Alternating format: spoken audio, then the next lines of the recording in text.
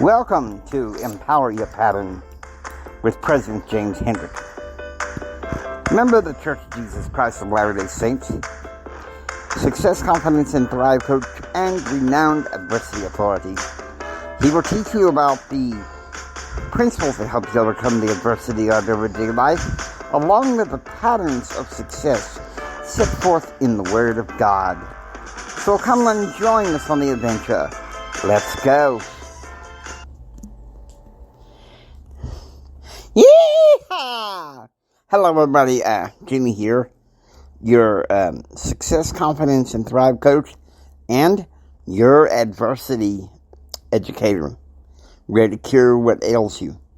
I'm putting these together because, well, this is a serious topic. Now, it's not necessarily a mental illness topic, but it's something in the culture that if we don't make changes, could lead to adversity, could lead to mental illness. So, are you ready? I'm kind of doing this the evening before because I have a lot of business concerns tomorrow. This episode is called Distracted Culture, Bad for Business. Okay? Now, in the last episode, we talked about the concept of word-of-mouth advertising versus attraction marketing. And you can't really get a grip on either one of those if you're constantly distracted. Okay, it's bad for the workplace flow. And it's bad for business. It puts people on the wrong frame of mind. And guess what? Customers could easily complain. You may say, well, how do you know that? I know that very, very firsthand by experience. But I'm going to be honest with you. I'm going to give you a 1, 2, 3 how-to steps on how to deal with this. Number 1, stop reacting so much. The notifications on our phones, on our computers, they want you to react. Look here, look there, look there.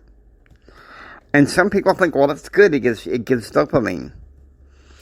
Not the right type of dopamine you need for productivity. I mean, that's just how it is for me.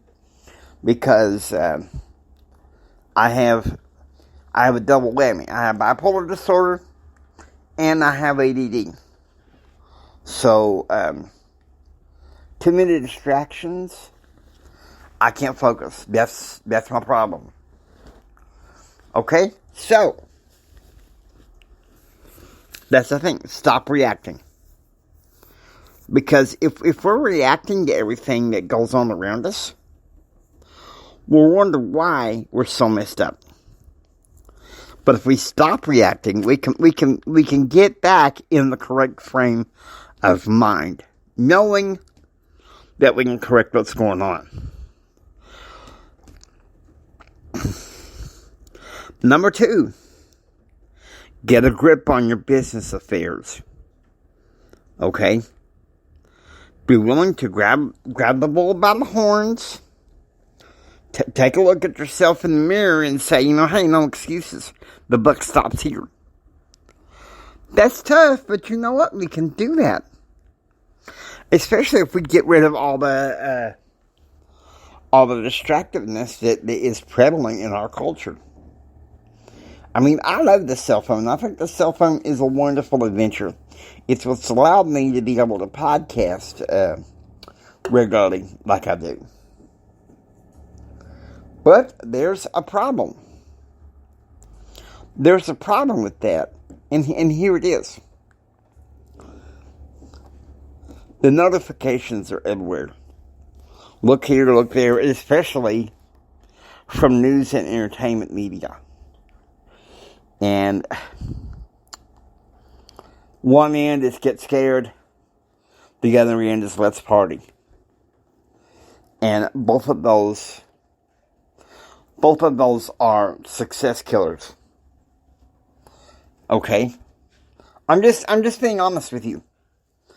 And because of that, I made a decision last week that I was not going to touch any news deal. People in the outside world can keep me informed as to what the heck is going on.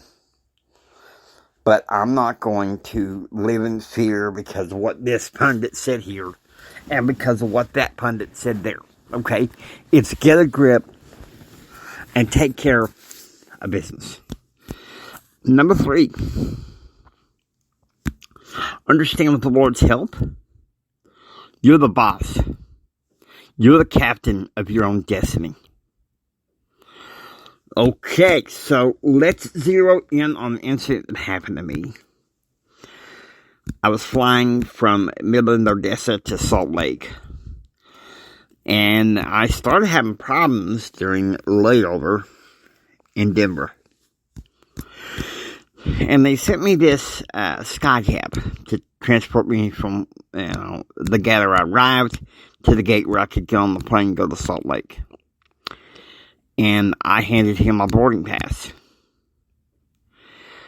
And the first thing out of his mouth is, I do not have your name.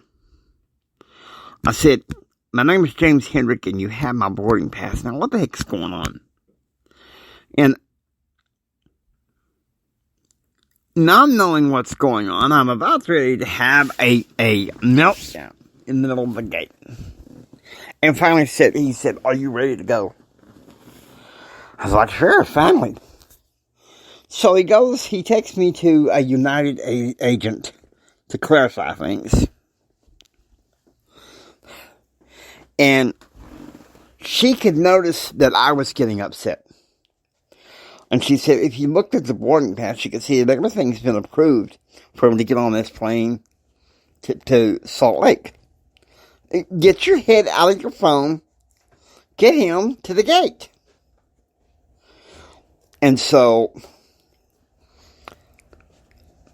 I knew somehow that I was going to be talking about the problem I see in our degenerate culture. We're so easily distracted.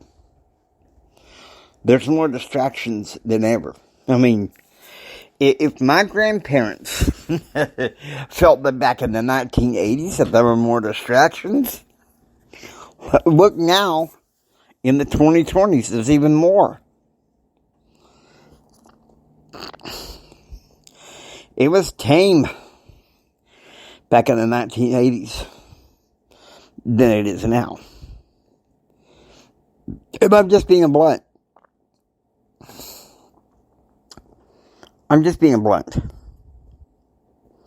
So, truth and consequences. Being distracted is not going to help you with things. And I felt like I saw even more distraction when I got to the gate. And I was like, what is this? See, here's the thing. If you have a distracted culture in your company, customers are going to know that, and they're going to know that you're sloughing off on customer quality. Okay? They're going to know that. And then next thing you know, you got social media, you got the blogosphere, people saying, hey, don't try this company. There's some serious problems with the culture of this company and how they relate to their customers. It's funny, when I arrived in Denver, waiting on the skycap, I was ready to give the airline that took me to Denver and then Salt Lake a glowing review. But in the middle of that glowing review, I had to give a sharp rebuke. And why? If you have a culture that is reactive and distractive, you can't be effective toward your customers. You can't form a business that is responsive to your customers' needs. You get distracted and reactive, you start treating your customers like crap, and it doesn't work. Okay? It's bad for business. I started podcasting back in September of 2018. And you want to know something? I warned people about what this type of culture was going to do in our daily lives. If you're sitting there, waiting for a client, and then they walk in, and they see that you're more interested in looking on the latest gossip on the British royal family than attending to that customer's needs, then that customer is most likely going to do some word of mouth advertising saying, "Hey, y'all want to do business with this company." Okay?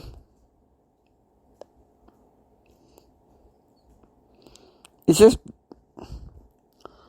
being point blank nice to you. If you are not distracted, you got your eye on the ball, a customer is going to know that. And they'll love and respect your business forever. But if you're distracted and you're dropping the ball and you act like you don't care towards your customers, guess what? They're going to spread it word of mouth, blogosphere, social media. Don't try that company.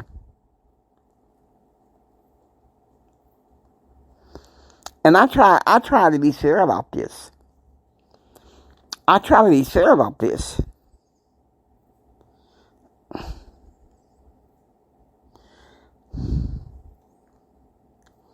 But it's something. I was going to give going to Salt Lake. I was going to give the airline a glowing review based on some interactions that I had getting on the plane to Midland and going to Denver. But it was in Denver, in heading to Salt Lake, that I had to give the sharp review. Because if you have a distracted culture, you know what it says to your customers? Sorry, I don't value your time. Go away. And your customers will go away. Okay? Your customers will go away. What's going on with this dude?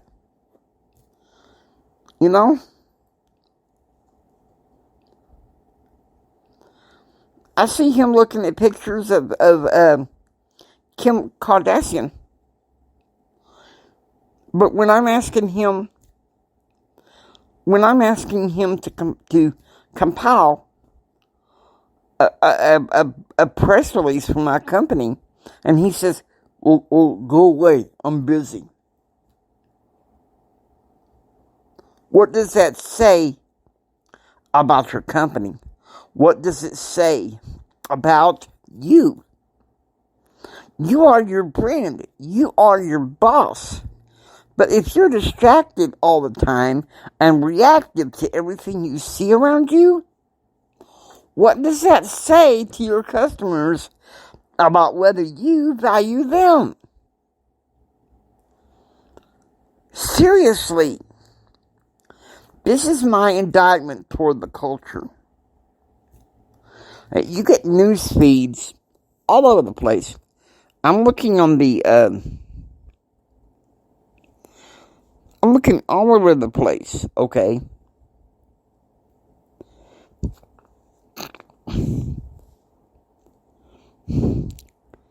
And they're everywhere.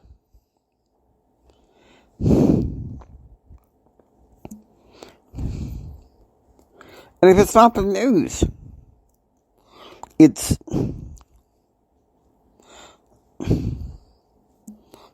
gossip.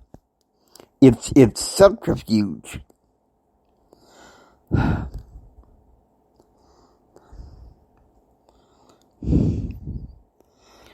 To be honest with you, it's getting where I don't like having to look at the notification bar on my phone anymore. Because a cell phone's a wonderful, wonderful tool, equipment. But it can also be distractive from your productivity. And people get mad sometimes when I'm working on some things to be productive and I put my phone on Do Not Disturb. And it's because, well, quite frankly,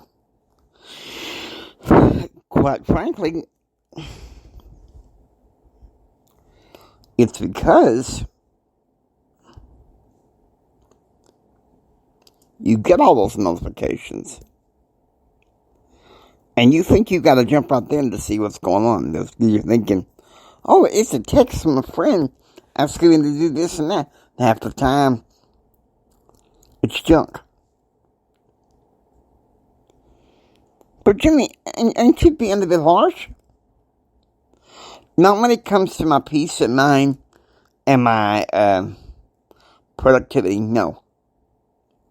I'm not being harsh. I'm being realistic. Because, you know, I've said it before, and that blasted, I'm going to say it again. Okay? And go ahead, be mad at me for what I have to say. Because I know some of you probably are not going to like it. I remember from 2008 to 2015, all I had was a flip phone. I didn't want a smartphone. I thought, you know, flip phone, it's like bliss. It's like 1980s. But a distracted culture is bad for business. What? It's not going to help you with anything. If you're constantly distracted, constantly reactive, you're going to hang your business out to dry.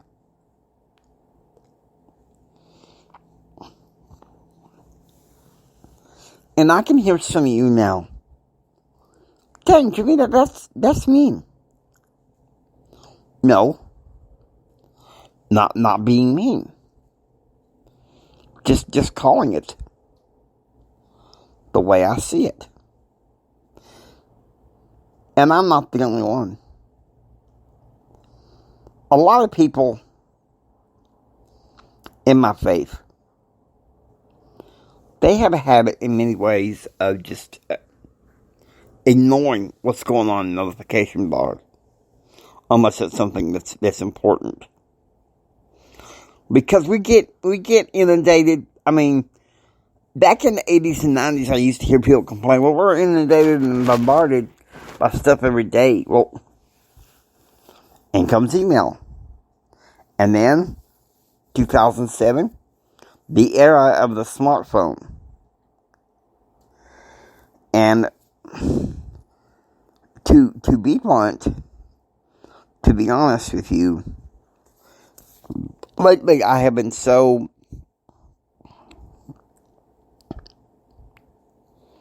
bombarded by all kinds of crap that I've had to basically say, you know what? I can't do this no more. I'm not going to sit there and respond to every email, every text, every video, when you got stuff that you have to do.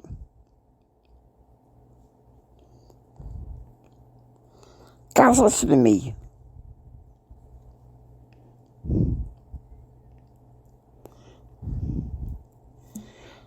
Sometimes I get so frustrated. I get so frustrated because of how this culture has gone. It's distractive. And I feel, in many ways, people don't know how to carry on normal conversations. I'm dating myself, I know that.